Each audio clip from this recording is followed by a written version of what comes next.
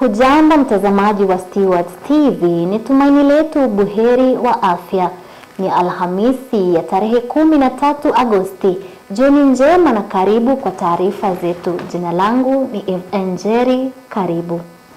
Tukianza na taarifa hii, ambapo sekta ya afya katika kaunti ya Uasin Gishu inaendelea kulemazwa kufuatia mgomo wa wauguzi ambao umekuwa ukiendelea kwa wiki kadhaa tangu uanze bila suluhu kupatikana, huku wahudumu hao wakikataa kurejea kazini hadi matakwa yao yatakapotekelezwa.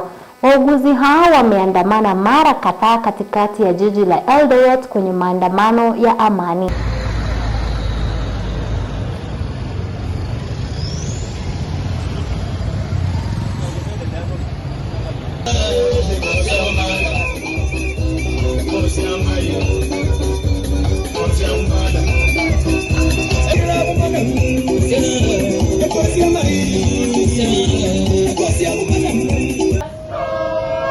Again,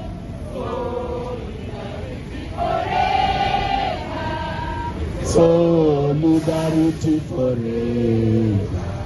Sisi ni wananchi wa Kenya na tunaheshimu sheria na mamlaka ya sheria ya Kenya. Semeni fara! Semeni fara!